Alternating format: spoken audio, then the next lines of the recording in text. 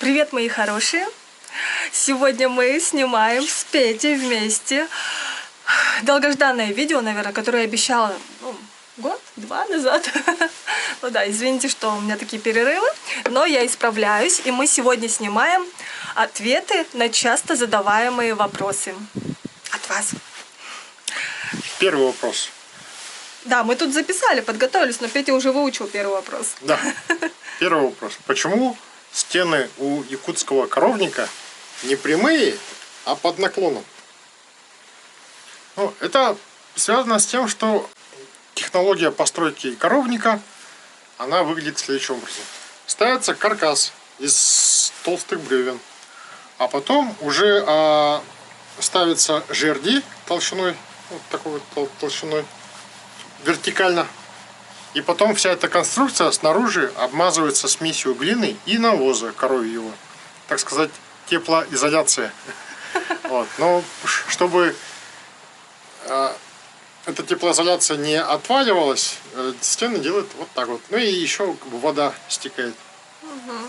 В общем, главная причина, почему у якутских строений стены под наклоном, это термоизоляция. Термоизоляция, да, и там воздух циркулирует. Очень хорошо. Так, второй вопрос. Почему у якутов русские имена? Боже, сколько раз задавали этот вопрос. Ну, во-первых, не русские, а древнегреческие, если быть, например. Если совсем придираться и Да. быть душнилой. То древнегреческие. Ну, потому что в 17-18 веках проходила, как сказать, христианизация якутов. И якутам давали православные имена из списков.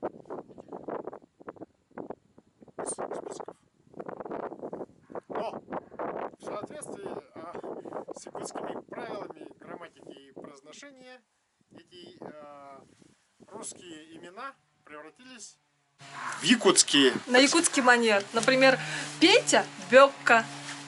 Вика – Бике, Виктория. Или, например, Матрена – Матрона. Матос, говорят. Да, Павел – Байбал. Дмитрий – Митерей. – Митрий. Варвара. Балбарас. Никогда не угадаете, да? Балбарас. Вот. Или Татьяна – Татьяс. Да. И кроме того, конечно же, у нас есть исконно якутские имена, боже мой. И даже фамилии. Например, Туяра, Алгыс, Нюргу. Мичил, Сардана, Ну, очень много там. Саргы. Их я не вспомнишь сейчас. Да, миллион. Тускул. Джулур, Джулус, Аисен, Аяр. Ая. Ну и так далее. У нас очень много. И сейчас, кстати, в последние десятилетия интерес к исконно якутским именам очень сильно возрос. Вот. Еще плюс у якутов, распространены древние русские имена, так сказать. Ну, не древнерусские, древнегреческие. Спиридон, Христофор, Сафрон, Анимпадист. В западной части России таких имен я не встречал. Да, а у нас сплошь и рядом, в каждой деревне. Да, в деревнях, кстати, да, очень редкие имена христианские и плюс якутские. Якутские и советские. А, еще Ким, да. Ким, Октябрин, Вилен. Вилен. Ну и так далее. Так, ну все, наверное, надеюсь, поняли, что якутских имен у нас есть. Просто, да, у якутов самые русские имена бывают. Так, а почему якуты не говорят на якутском языке? Капсидовидки. Нар капсидовид мин амката нар сахалыра капсиды. Я, к сожалению, не могу так яро поддержать, потому что стесняюсь. Говорю я на якутском как 3-летний ребенок. Так случилось, да, так сложилось исторически, что я... Ты стараешься. Ну да, это у меня большой комплекс, потому что я ходила в абсолютно русский садик, в абсолютно русскую школу, и со мной, к сожалению, родители не говорили на якутском языке. Да, инката капсидовид. Крытык. Крытык. Вот. Ну да, был такой пласт истории, что родители старались учить своих детей чисто говорить на русском языке. Они считали, что это их обезопасит и проложит дорогу в большой мир, так сказать. Ну, сначала нужно выйти на российский уровень, а потом уже и на глобальный. В общем, язык стал таким мостиком для развития. И сейчас... И это все получилось на самом деле, да? Очень много якутов по всему миру прекрасно развиваются и приносят пользу. Индрайвер Майтона. Да, все крупные IT-компании, да, все ребята говорят на чистом русском языке и на чистом якутском языке и на чистом английском языке. Вот, и все это, да. Ну, все так завязано. В общем, да, есть пласт людей, которые не говорят на якутском, как я. Говорят очень слабо, понимают слабо. Но, тем не менее, сейчас очень много национальных школ, которые стараются не забывать, а развивать, изучать свой родной язык. Надеюсь, мы ответили на ваш вопрос. Так, дальше. У вас в деревне растет дикая яблоня? Такой милый вопрос. Я так хотела снять видео-ответ на этот вопрос, потому что по весне у нас в Якутске даже появилось несколько яблонь таких больших. Они цветут. И это так чудесно. Видеть цветущие деревни... Видеть цветущие деревья в Якутске. Потому что раньше такого не было. Да, у нас есть яблони, они растут, но, конечно, они не такие мощные и плодоносные, как в средней полосе России. И даже вот в Покровске, в Иргизцах, там, где родина моего папы, там высажено 5 яблонь. Вот, хотела их снять и, наверное, сниму. Осенью поедем. Да. Говорят, яблочки там такие маленькие совсем, но... Тем не менее, это настоящие яблоки. Вот. Так что да, в Якутии, если хорошо ухаживать и заморочиться, можно выращивать виноград, яблоки, арбузы. И я совершенно не шучу. Все это растет на якутской земле. Это вам не Марс. Здравствуйте. А зимой где живете? А в каких домах живут зимой? Ну, в таких же домах. Это лиственница. Бревна вот такие. Плюс конопатка. Тепло держит очень хорошо. Да, я уточняю, это если про частный сектор говорить. А так большинство горожан в Якутске живут в обычных новостройках. Многоэтажных домах. Да. 3, а то и 5 этажей. Ну, я лично выросла в КПДшке, в поселке городского типа. Петя вырос в 12 серии, да, как во всей России у нас. Есть хрущевки. А нет, у нас, кстати, в России нет хрущевок. Ой, в Якутске. А, что же я вру? У меня подруга в хрущевке выросла, тоже в Шатае. Хрущевки. Такие же дома, как и по всей России. Только единственное, что они на сваях стоят. Подвалов нет. Я впервые увидел подвалы в Нерюнгли. Когда мы туда поехали.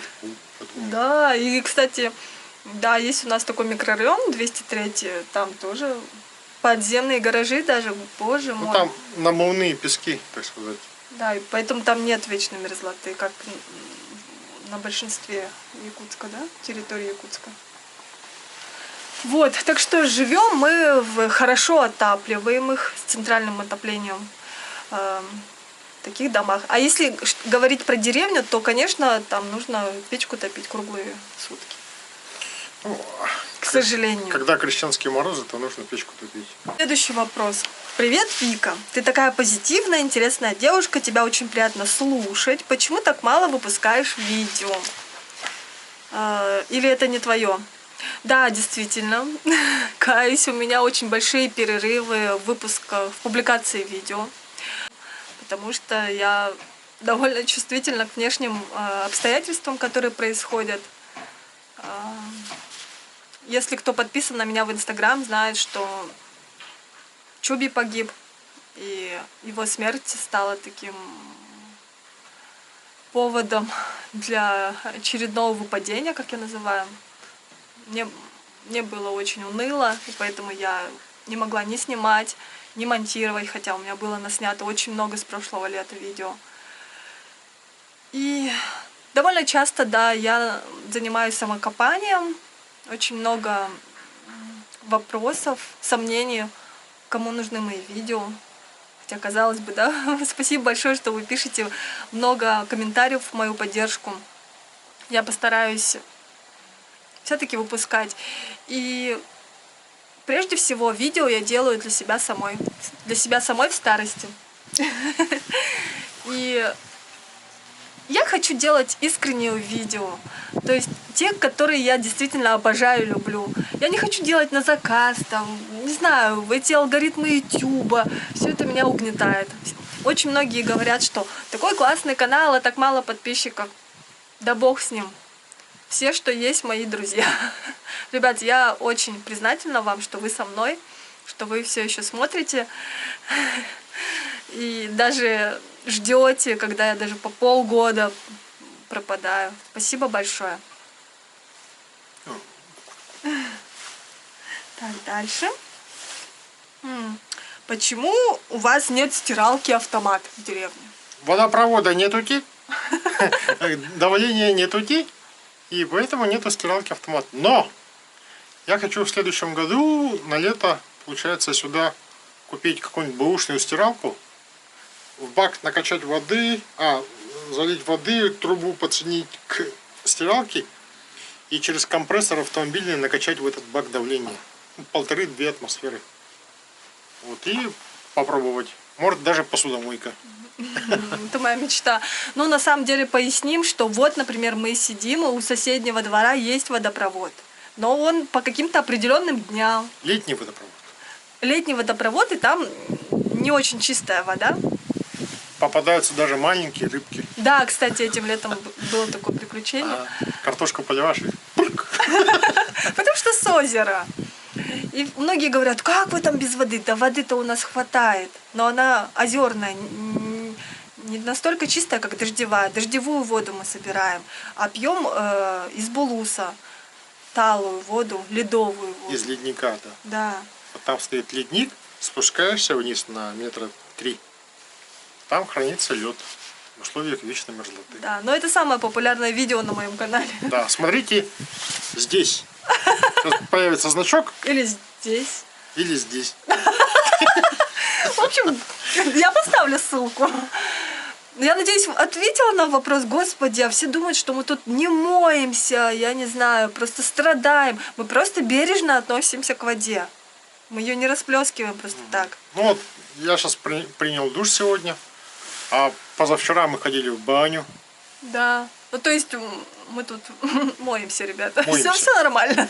Зубы чистые. Да, и на огород хватает. То есть у тех, у кого есть огород. У нас просто нет огорода. Что у нас появились куры. 2 ночи начинают кукурикать. Да. Так, все, ответили.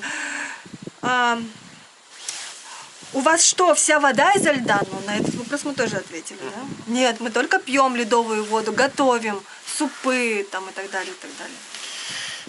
А почему, слушай, почему бы не выкопать колодец? О, да. Ну вот, копаешь 3 метра, и там мерзлота. Все. И до водоносного слоя добраться, ну, помнишь, была шахта, есть шахта Шергина в Якутске. Один чувак в каком-то, когда? Это было, я не, в 920 году, что ли? Почти 100 лет назад пытался дойти до водоносного слоя. Ну, тоже хотел себе колодец вырыть в Якутске. Да, а потом загорелся, блин, и прокопал сколько? 160 Ну, короче, очень метров. очень глубокий колодец. Получилась шахта. До воды он не добрался. Но зато эта шахта стала полигоном экспериментов, испытаний для ученых, изучающих вечную мерзлоту. Там как раз очень хорошо видны все слои вечной мерзлоты, вся история Якутска. В общем, так попытка вырыть колодец в Якутии стала доказательством, что Якутск стоит на вечной мерзлоте. Все. Вопрос закрыли. У нас нельзя вырыть колодец просто так. Да, прорубают скважины, но только с учеными, со специалистами. Невозможно в каждом дворе прорубить скважину. Да. Есть у нас скважины, конечно же, куча питьевой воды бутылированной, якутской, но это скорее редкость для нас. Все, закрыли вопрос. А газификация до вас не дошла? Очень часто так спрашивают. Тут До деревни пока нет. до деревни нет, потому что деревня маленькая, наслед маленький, меньше 1000 человек живет. Вот, мы стоим, у нас медвежий угол. Получается, в стороне от трасс, дорога плохая, никаких тут производств нету. Да. В основном сельское хозяйство, разведение коров, сенокосные угодья. Зато какие тут красивые. И природа, да. Но, к сожалению, тенденция такая же, как и по всей России, что деревня умирает, молодые отсюда уезжают. Это очень печально, потому что мы бы хотели жить в деревне в будущем. Но мы уже не молоды. На пенсии. Нам по 40 лет. Да, мы бы хотели, лет через 10, нет, через 18. Через 20. Через 15 лет, когда Егорка поступит в университет, И мы переедем в деревню насовсем. Но это наши мечты пока. чемодан, вокзал, общага, Егорка, пока. А мы в деревне. В общем, время покажет, но жить на воздухе – это прекрасно. Поэтому мы каждое лето проводим здесь, в Курбасахе. Это великолепно. Даже в плохую погоду, в хмурую, да? Хорошо. Печку расту. И так уютно. Так уютно, Ага, хорошо. мне нравится. Оладушки, пирожочки. Единственное, да, Петя, что мне нужна стиралка, автомат Это мы сделаем. и посудомойка. Посудомойку. Господи, ребята, вы не видели мои руки. Что с ними стало? Это грибы? Я больше... Нет, Петя говорит... У тебя грибок, что ли? Нет, от грибов у меня черные пальцы. Мы чистили грибы. Грибов Не дочистили. море. Мы должны еще дочистить сейчас. Ты сейчас будешь ставить еду, а я буду чистить грибы. Такая сразу макияж сотру. Да. Самая большая проблема, почему мы не записывали это видео, потому что мне надо было краситься. Потому что я каждое видео не накрашенная. А тут... оцените, ставьте лайк, если вам понравился мой макияж. Ладно, шучу. Все, дальше. Все. Интересное видео про быт. Матрена Егоровна, но где она взяла порошок 85-го года? Где? В амбаре. Там целый склад. Там журналы 62-го года. Советская женщина 62-го года. Да, журнал. крестьянка, там, работница и так далее. Работница. Потом какие еще? Техника молодежи. Кстати, хороший. Юный натуралист. Да, мой любимый журнал с детства. И колокольчик-чуаранчик. Это якутские журналы детские. Вообще суперские. Раритет. Так, что ж, как моются, если водопровода нет? Уже сказали. Все, будем прощаться. Ой, распогодилось, кстати, хорошо. Тепло, ага. Угу. Плюс 19. В пуховичках в последнее время. Осень. Да, я надеюсь, что звук был нормальный, несмотря на то, что там бензопила и так далее. Трактора. Сейчас мне надо будет колоть дрова. А я буду чистить грибы. Так, ребята, спасибо, что были с нами. Если остались какие-то вопросы, которые терзают вас... Нет, еще один вопрос. Вопрос про то, что Вика так хорошо говорит там, и так далее. Вам бы ведущей быть. Да, кстати, было несколько таких вопросов. Даже просто комментариев. И я очень так похихикивала над ними, потому что 15 лет назад, ребята, я была телеведущей на местном городском канале в Якутске СТВ, Саха-ТВ. Вела информационно-познавательную программу. Проще говоря, городские новости рассказывала. Была корреспондентом. В общем, сразу после учебы училась я на журналиста как раз-таки. Меня взяли ведущей, потому что я там практику несколько лет оттарабанила. Я такой старательный, да, человечек, журналист. И да, мне очень нравилось. Но спустя 5 лет я перешла в интернет-издание. Самый лучший городской новостной портал ЕКТ.ру. Я там отработала журналистом просто. А в прошлом году меня пригласили на национальное телевидение НВК Саха, национальное телевидение Якутии, в качестве ведущей в программу про материнство. Про родительство для современных мам и пап. Называется «Мы справимся». Ребят, если вам интересно посмотреть на меня в качестве ведущей национального телевидения, то пишите в комментариях. Я может быть, залью несколько выпусков для вас. Ой, кто-то пришел, да. Ладно, пусть приходит. Сейчас закончим. Все, пока.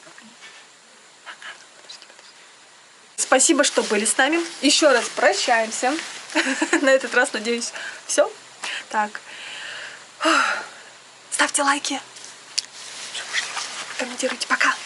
Гости прошли.